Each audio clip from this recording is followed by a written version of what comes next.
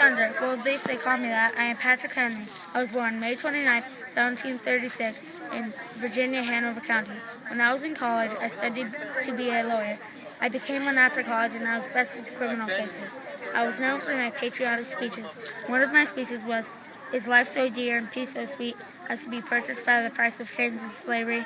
Forbid it, Almighty God. I know not what course others may take, but as for me, give me liberty or give me death."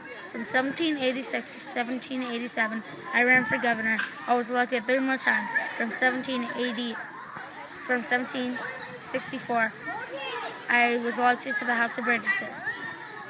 President Washington made me Secretary of the State in 1795. I was one of the people to sign the Declaration of Independence.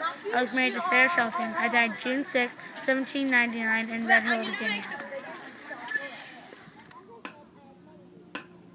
Oh, there. Just finishing up on an important invention. You want to see? I call it the lightning rod. You may know me from when I discovered electricity from flying a kite on a very stormy night, but you may not know that I am also a very talented inventor, scientist, and writer. What you also may not know is that I was one of the few patriots to sign the Declaration of Independence. And guess what? I was the oldest signer out of those few brave lads at the age of 70 years. That's pretty old for my time. Anyway, I'd like to talk a little bit about my childhood. I was the youngest of 17 children. Just you try sharing all your things with not one, but 16 other people. I had 7 sisters and 9 brothers. My brothers were always roughhousing and my sisters were always fighting. I was always ignored. It was much better in France. Oh, you may be wondering why I was in France. Well, I'll tell you. I traveled to France because America needed help with the Revolutionary War, and I thought the French could help by sending over some soldiers and volunteers. You know, the usual. I've been telling you the story of my life this whole time, and yet I've never told you my name. You must be very curious by now. I guess I'll just have to tell you. I'm Benjamin Franklin. Yes, the Benjamin Franklin. The exact Benjamin Franklin that...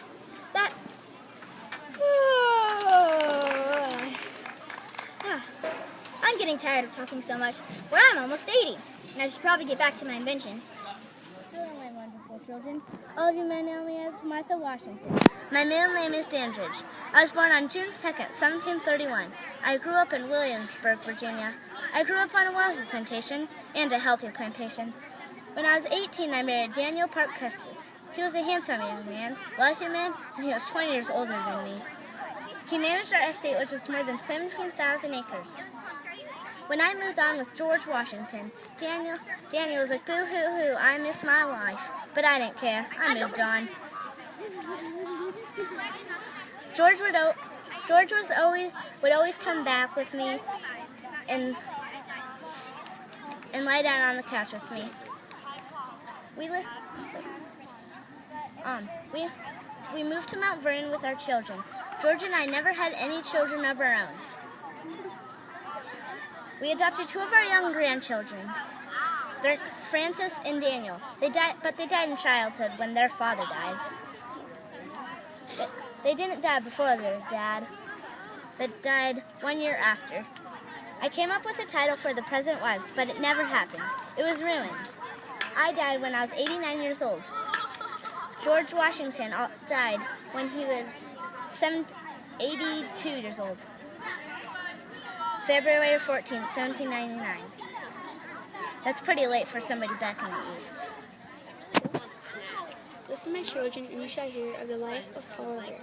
On the 1st of January in 35, hardly a man is now alive who remembers that famous day and year. Let me introduce myself. I am Paul Revere. I was born January 1st, 1735. I was also a skilled silversmith, and my father's side of the family was French. My last name was changed from de Revoir to Revere. In 1773, I helped lead the Boston Tea Party protest. Then I rode into Concord, Massachusetts, to warn the villagers to hide their weapons from the British. Then my midnight ride. I said my friends William Dawes and Sybil Wellington hang lanterns in the North Church Belfry. 1 if by land, 2 if by sea. On the opposite shore, I will be ready to ride through every village and farm. I rode to the Charleston shore. I got my horse, Brown Beauty, and then I see a shadowy figure in the water. I look up and see 2 lanterns in the belfry. Then I see a bridge of boats right in front of me. I tacked up my horse and cinched the girth. Then I got my friends William Dawson, Sybil Weddington, and Ross. It was 12 by Village Park when we entered the town of Medford, and my friends started yelling, "The British are coming, the British are coming." Then we entered Concord, and my friends started yelling, "The British are coming, the British are coming." And I split off and gored and go warn John Hancock and Samuel Adams the British were coming. Then I go to catch up with my friends when I realized 2 British soldiers were chasing me. My horse was too fast for theirs. Then they cut me off and I was captured, and my friends had to finish the ride. I died May 10th, 1818 in Boston, and that is the life of Polar Bear.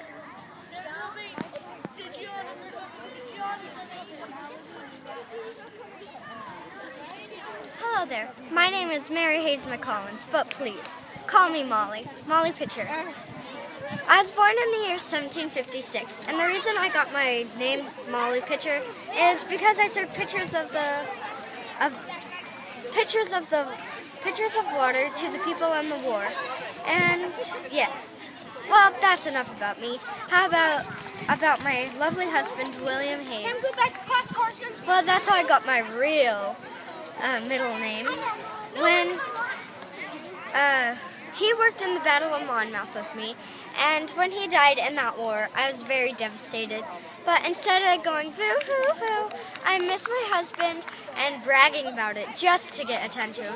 Instead, I just took his place in the war, and that was loading the cannon. Well, after the battle, I went back to Carlisle, Pennsylvania, where I met a lovely man named George McCollins, and it was very awesome meeting him. Also, he made me a servant, and they called me Servant Molly. Well, after that, I got remarried to a lovely man named George McCollins, so that's how I got my real last name. Well, it was very sad because when I died, I was 89 years old, and my whole family was so devastated. Except, it's alright, at least I lived a long life, right? Never of me was a hero made. Poets never sung my praise. And if you ask to be at a cost, answer only, my name is Dawes. Hello, my name is William Dawes. On the night of April 18th, 1775, I rode with Paul Revere to warn Samuel Adams and John Hancock that the British were coming to arrest them. I went by land and Paul went by sea. Paul arrived much before I did. But within an hour, Paul had been captured, so I decided to finish the job. Within minutes, I was at the British guardhouse, listening with eager ears. I got in and fooled the British by dressing up as them. I heard that the British had stopped all travel to Boston. So on the way back, I passed through Brooklyn, Roxbury, Brighton, and Cambridge. But in the end, Paul still took the fame.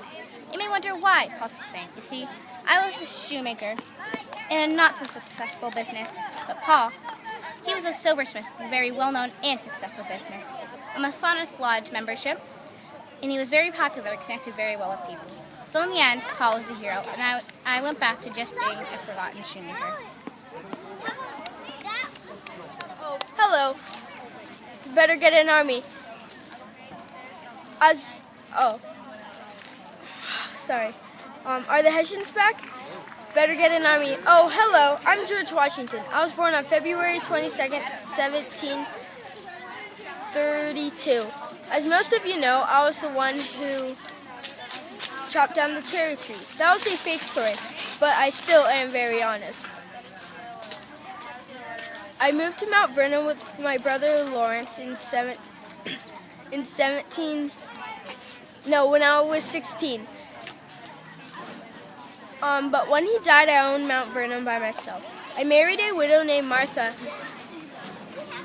That made me a stepfather to 4 children. After Martha's first husband died, she inherited over 17,000 acres of land. With her property and my property, we own more land than anybody else in Virginia. I became general on the Second Continental Congress in 1775.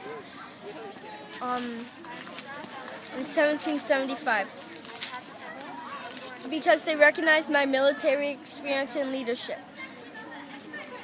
I captured Charles Cornwallis in October 19th, 1781.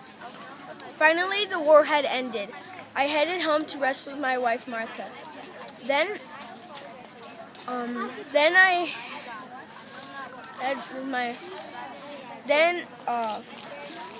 was elected on February 4th, 1789 as President of the United States. As President of the United States. I went through 2 terms of being president and disagreed to do my 3rd term. I headed home to rest with my family. Sadly, on December 14th, 1799, I died. Okay, now where's that army? I'm so happy to ride a polar bear. Hi, I'm Sybil Weddington. I helped polar bear tell the townspeople that the British were coming. I was only 16. I was in the midnight ride of polar bear. I'm happy Paul got caught. William Dawes was in the midnight ride with me. It was very kind of him to help out. I'm proud of us. This is a very good thing we did. I was born April 5th, 1761. My life was pretty good. I was the revolutionary heroine. They called me the female polar bear. I had a brown horse. I had a lot of brothers and sisters, so I had a mom and dad too, so I had a big family. I'm happy I have a big family. I have a lot of backup. I love my family. Goodbye. You don't? Let's play a game. I am the wife of John Adams. Now you know my last name. Let's find the first. It starts with an A and ends with an L. I am Abigail Adams, mother of President John Quincy Adams. Now, let's talk about me. As a child, I studied many books in my father's library. In 1764, I met and married a handsome young man, John Adams. But poor me, I had to take care of 5 children. When all this was happening, American colonies were fighting for freedom from the British. I would write to my husband about how much I disliked the British. I was running my family's business and farm while my husband was away for 10 years. I figured out running my family's business was easy for any woman to do. I told my husband that. I became the first American feminist. I thought the Americans needed all the help they could get, so I, Abigail Adams, melted down all my silverware to be used as bullets. I was the first person to be the wife of a U.S. president and the mother of another. Now, let me get back to this note. No? Hello, my fellow people. Have you ever heard of Harvard? Do you want to go there? It is rather hard, but I did it for my art and speaking skills. My mom was a writer and my dad was a brewer. I was born in Boston, Massachusetts on September 27, 1722. That is just the boring stuff. Let's talk about what I did in the Revolutionary War. In the 1760s, I led a protest against King George. I was elected governor of Massachusetts in 1776. In 1772, I helped organize a committee of correspondence. I signed the Declaration of Independence in 1776 using this pen. I was a leader of the revolution. As many of you might know, John Adams is my second cousin. Though we are cousins, we are also known as the Adams brothers. I was an excellent politician, an unsuccessful brewer, and a poor businessman. I helped the revolution start and kept it going. Paul Revere warned me that the British were coming on his astonishing ride. He warned me that the British were coming because I was very important to the revolution. I was just one of my gigantic 12-child family. I attended Boston Grammar School and went to Harvard at the age of 14. I graduated in 1740. For my first trip to Philadelphia, one of my friends gave me clothes and the other gave me money. My second grandfather is the brother of John Adams' grandfather. I died October 2nd, 1803. My name is Samuel Adams.